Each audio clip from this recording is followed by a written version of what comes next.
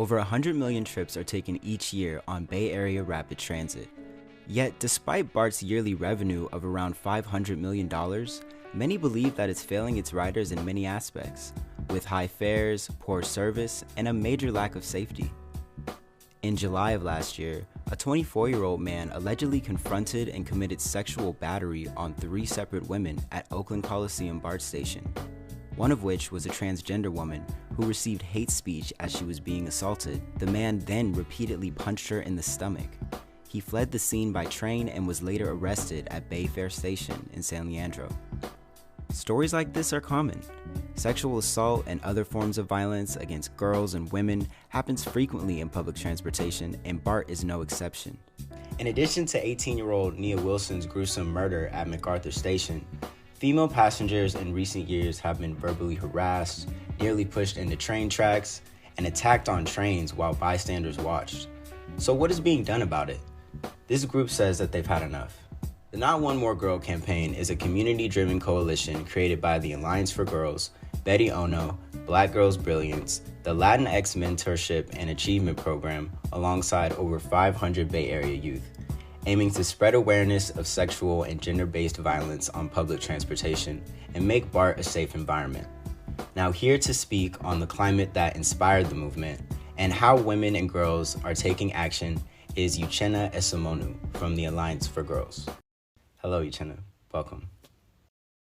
Hi, Kyrie. Thank you for having me. Oh yeah, of course. Thank you so much for making time. Can you tell me a little about yourself and the ALLIANCE4GIRLS? So my name is Uche Esomunu. I am a student at Sacramento State. I'm a journalism major. And basically, I come from a background that has kind of opened me up to activism, and especially with the work that ALLIANCE4GIRLS does. I come from a background that's kind of aligned me with their work and made me definitely want to get involved. ALLIANCE4GIRLS is, we are known as the nation's largest serving network for girls serving organizations. So basically we're like an umbrella organization that houses a bunch of grassroots and more local community-based organizations that are focused on helping girls better themselves, getting them into careers, and providing services for them.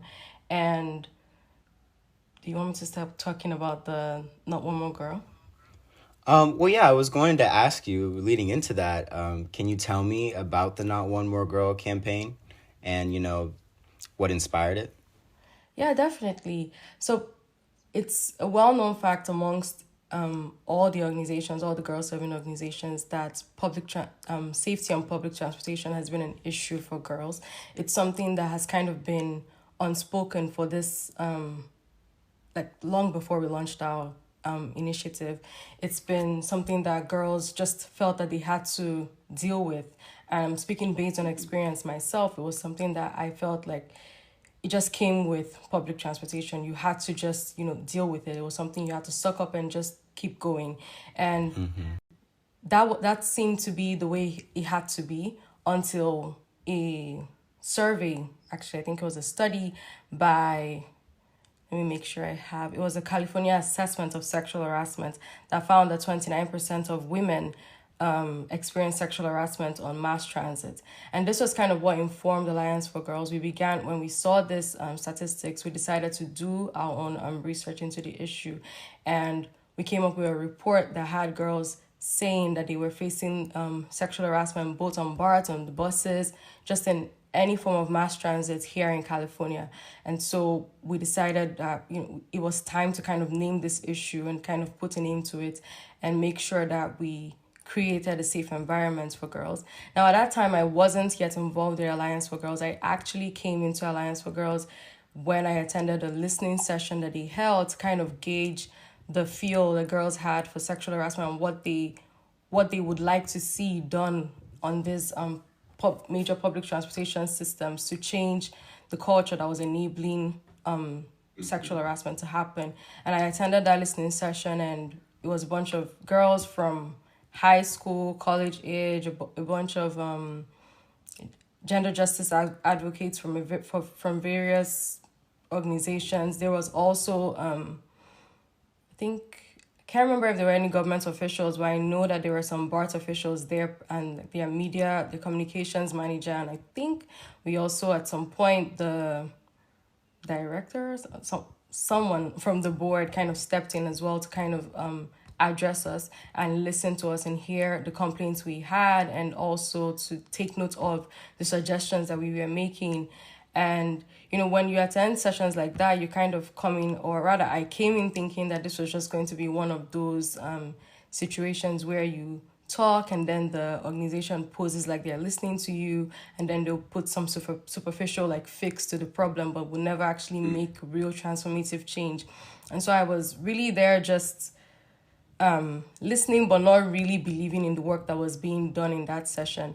But what's really happened with the Not One More Girl initiative is that they've really stuck to every single plan that was outlined on that during that listening session, and we've been able to follow up with the BART board and everyone involved to make sure that they actually follow through with the points that were raised by girls and the solutions that we recommended. Oh, wow. So initially, you didn't really believe that BART was going to make any changes. They've actually been following through with what they've been saying. Can you expound on that? Have you witnessed any changes since the alliances came together? Yeah. So one of the main goals of Alliance for Girls, we wanted to, one of the few things that happened during that listening session was that girls it was kind of like a brainstorming session. We were sent into groups and asked to basically envision, like, write out our greatest dream of safety on public transportation. What would we like to see? Like, what would be an ideal situation? And a bunch of groups came up with very good ideas, very astute ideas, and most of those ideas, I have to say, came to fruition. So one of them was to, I want to make sure I get them exactly correct. One of them was to ensure that survivors or people who experience gender-based violence or sexual harassment on public transportation know their options and are not immediately referred to the BART police and asked to report. Because most of the time we found that, and this was a complaint as well, that the police over there didn't really know how to deal with these issues because they weren't trained. And so girls wanted to be referred to more local community-based organizations that would be able to actually give them resources and help them. And this was something that was actually outlined in that session. And that's something that's happened now. It's now something that if you happen to experience sexual harassment on the BART and you report to the police, they won't just take you through that route of reporting and all the protocol that the police has. Instead they give you the option and recommend a bunch of various community-based organizations that you could go to instead that could help you. And that's something that is not just important for all girls, but mostly for girls who are here and are not like legal citizens of the country, who wouldn't feel comfortable going to the police. That was a main concern that was raised during the listening session, is that a bunch of people experience sexual harassment, but then they don't feel safe going to the people who are meant to protect them. That's the police. And so we wanted to give them an option that they will feel safer with, and that was obviously the community-based organizations around.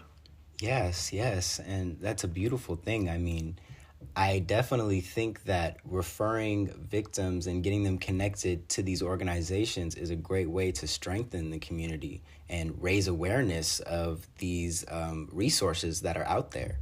Do you feel that the number 29% of women and girls who reported experiences of sexual harassment, would you say that that number is pretty low due to underreporting?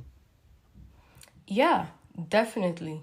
And so from what you're saying, I know that you mentioned that because the police aren't very well trained in these situations, that has created a sense of reluctance with victims of violence. Do you know any other factors that would play into why these situations are underreported? Yeah, as I mentioned earlier, the issue with sexual harassment on transportation or basically anywhere in the community is really that it's this thing that girls have kind of been taught that it's a thing that comes with life. It's something you have to take and you just keep moving. It's not taken seriously when or that's how it seems though to girls, is that you just it happens to you, okay, it happens to everyone, just keep moving. You have to get where you're going to.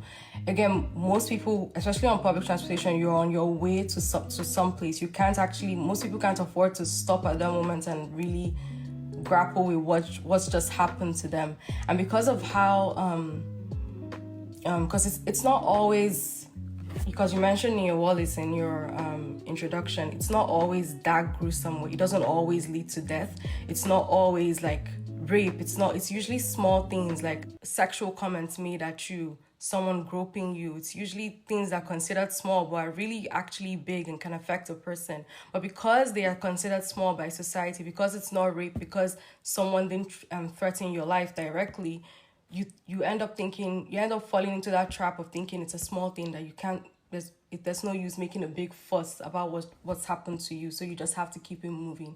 So that was another thing that we really wanted to change with the Not One More Girl initiative, was letting girls know that even if he just grabbed your arm, it's a huge thing.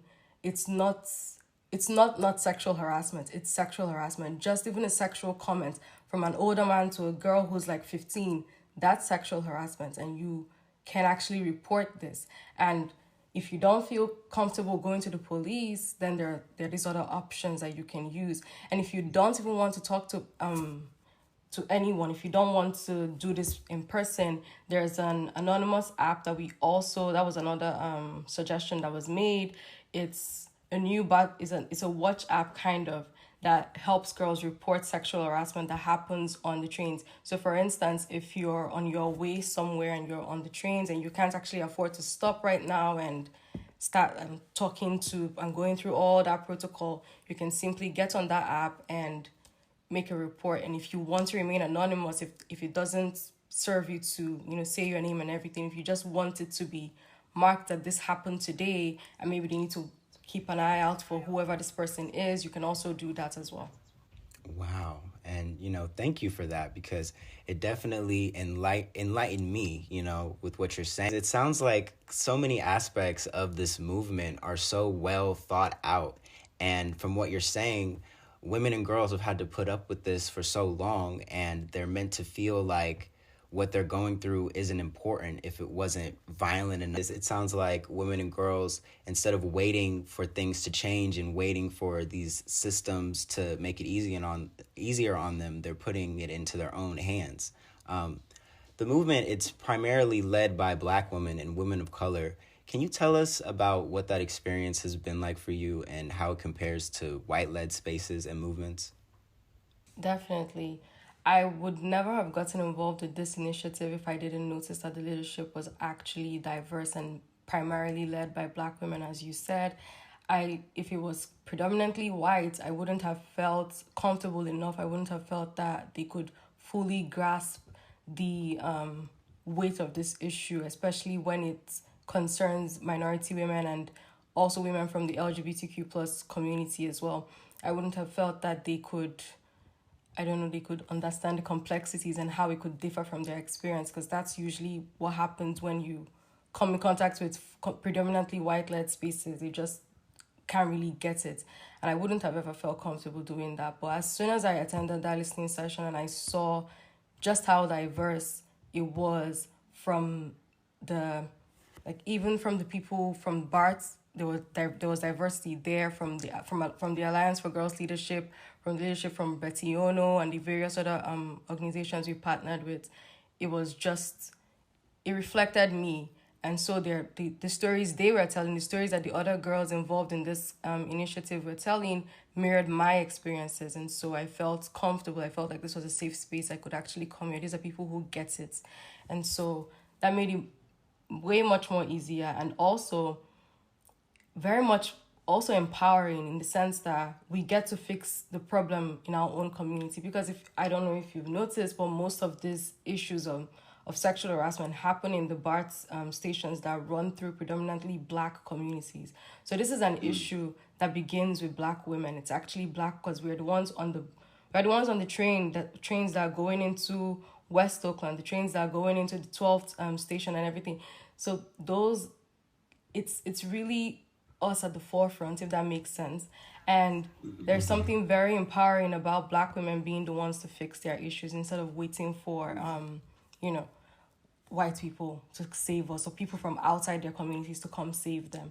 It shows that we are very much aware of what happens to us. We are very much aware of the problem, and because we are close to the problem, we know how to solve the problem. All we need is the resources, the platform, and just the exposure, and we can actually do it for ourselves. And that's why I think the Not One More Girl initiative has shown. And you are so well spoken. Like, thank you so much. I thought that I had learned a lot prior to speaking with you, but you've just put it into perspective so much more. So thank you so much. The intersectionality is really there with this movement.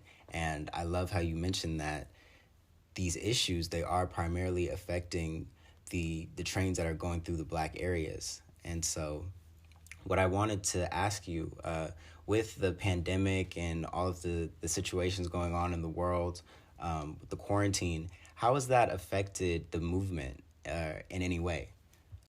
I mean, the pandemic actually delayed our launch time. We were scheduled, I think, to launch in 2020 April.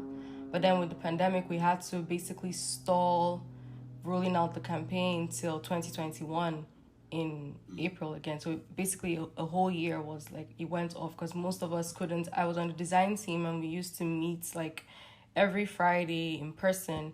And when that happened, that was kind of thrown off. We didn't quickly resume meeting online because most people didn't know what Zoom was at that time. So it kind of took off like a few months from the planning, and for everyone was kind of dealing with their own personal issues because, people were out of jobs and stuff like that. Everyone was trying to schedule themselves before we were able to get our composure and then come right back to work and do what had to be done. And so, yeah, the pandemic really did, in that sense, mostly just in the personal like sphere. That's where the pandemic kind of played a part. And also, obviously, we really wanted to launch the campaign in person. We didn't want to do like a Zoom rollout. We really felt that it would be more impactful if we were right there at the West Oakland BART station where most of these reports were being made. And no, that's not. Initially, we did want to have like a launch that would be in. I think this actually happened. I just think I wasn't present. I think we had one that was at the Makoto station, which is where Nia Wallace was killed, and we really wanted to do that to kind of honor her and say, we're finally naming the issue that led to your unfortunate demise, and we're here to say that it will never happen again because of the efforts we are making.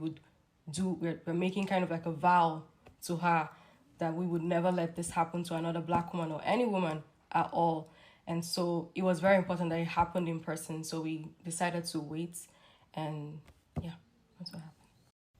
Well, it's so beautiful that you've done this, and I definitely see it as a contribution to her legacy.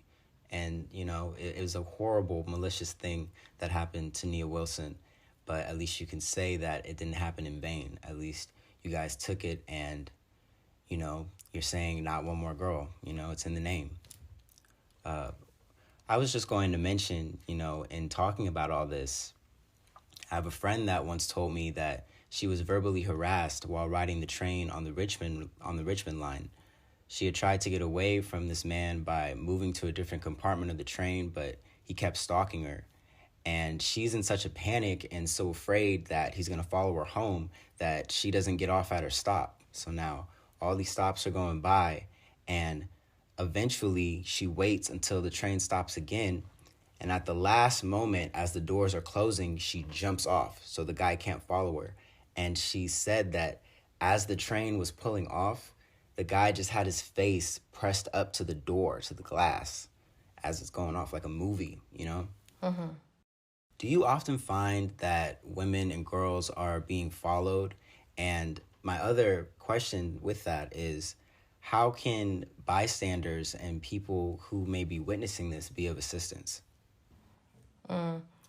Yeah, like this this story you just told is not uncommon. It's something that I'm sure if you spoke to a bunch of girls, every woman has a similar story. Maybe not as, you know, extreme as that, as the guy just following her through all the trains, but they've definitely experienced something like that. They've definitely had a run-in. I can tell you that when we were even working on this campaign, when we come in for the design team meetings we had every weekend, there will be girls who'll be like, well, I just stepped off the train and I just had an encounter. It's so weird I'm coming to do this and I experienced this right now. Even while we were taking photographs for one of our for the SF Chronicle that was doing a feature on the initiative, most of us, we ran into a weird man who was following us and harassing us at the I think that was the 12th Street station, I think so, or the 19th, I'm not sure, one of those. And it's always very ironic because like we're doing work to actively change this, and here it is happening to us. Even on our launch day at the West Oakland BART station, one of our speakers, they were harassed while they were speaking right there in front of everyone. And I think, as unfortunate and as heartbreaking as that was for all of us to witness, I think he kind of drove home the point of having this initiative, because a bunch of people were there. The press was gathered and they saw that happen. She's a transgender woman, and they saw just how vicious the man was when he was attacking her. We had to literally escort him off because he was charging towards her and was going to physically harm her. And I think, that it was important that happened that day, so that it kind of grounded the work we were doing and showed that we're not just making this up. This isn't just numbers. It's a human being right here in front of you that this happens to. But going back to your point about bystander intervention, that's also one of the main preventative measures that Alliance for Girls is trying to promote using this initiative, because from our reports, we also found that most girls said that they never had anyone stand up for them and it's never that you're alone in the bar. Like, people are there on those trains watching this thing happen. And I think we just had there was news, I think last year, of a woman, I can't remember the state, that was raped on public transportation with everyone watching. And so this is it shows I can't understand where we've come to in humanity, that people can watch this happen and not respond. But it kind of it plays into the individualistic culture that America has, where everyone is kind of like every man, every woman for themselves. You're just going to your work, mind your business. Everyone is looking away. Right. And so we were trying to use this campaign to kind of remind people of that communal feeling that we need in order to have like a safe community. We can't just do it on our own. And as women, we try to always be moving communities. And that's what keeps us safe. We recognize that it's by being together and by letting people know where we're going that keeps us safe. And so we're trying to expand that attitude that women already have to everyone that take the trains and everywhere in the world. In fact, is that you need to be watching out for your neighbor. You need to, if you see something wrong, you have to say something. And we also wanted the bias, because most people don't speak up because they think maybe it's not their place. But then we actually did film a bystander intervention video, which is up on the BART website, that kind of informs you that these girls are actually looking to you. If you step in, you're not going to be overstepping your boundaries. You've seen something wrong. You can clearly sense that this person is in discomfort and needs help. Then just say something, do something. Because most of the times, if someone else notices this wrong behavior, then the abuser, the harasser gets threatened and would actually stop if everyone turns and looks at you and is like questioning your behavior. You probably would stop. You wouldn't feel comfortable. These harassers depend on the silence of bystanders. They depend on you looking away. They depend on you turning away so they can get away with what they're doing. But if everyone was to pay attention, and which is why it's very important to name this issue and make sure that everyone knows it's a problem that's happening everywhere. And most people have experienced it like as bystanders. Most people have seen it happen.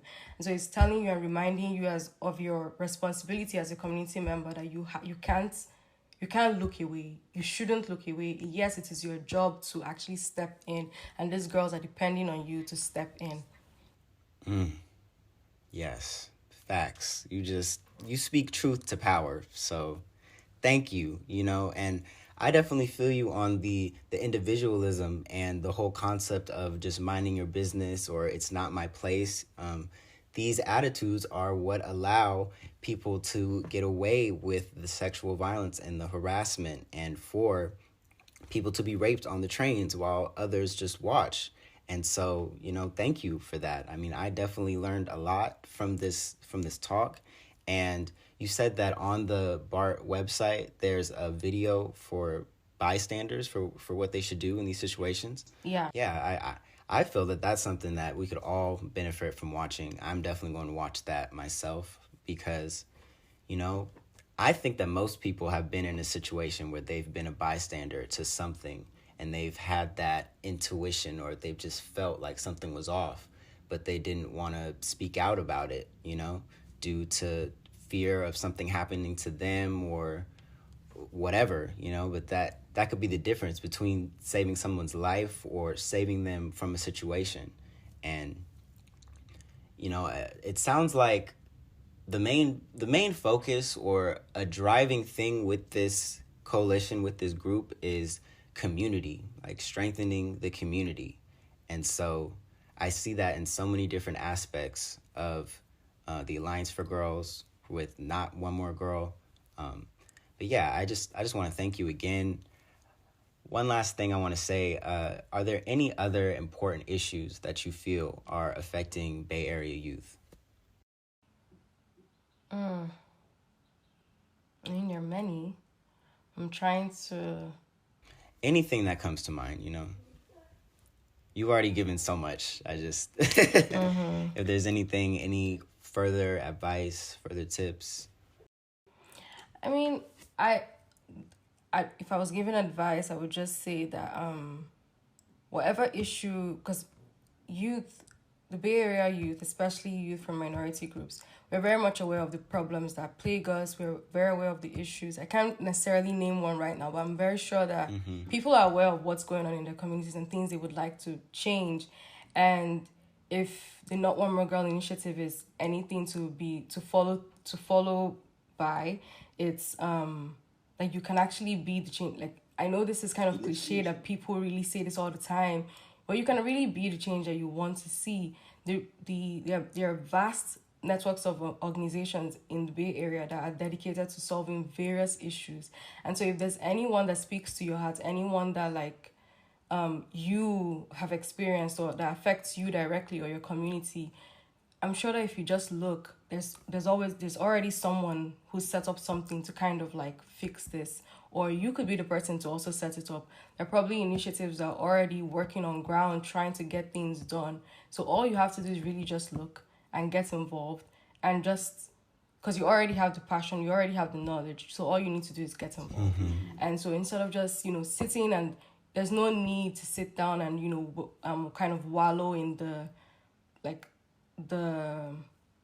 unfairness of an issue when there's a solution at hand, and there's always a solution. And what I've found is that, especially for the Bay Area, because of just how diverse, the solution probably already exists. Someone has already started creating it. Someone is already working at it. There's already a group that you just need to figure out where they are and then join them.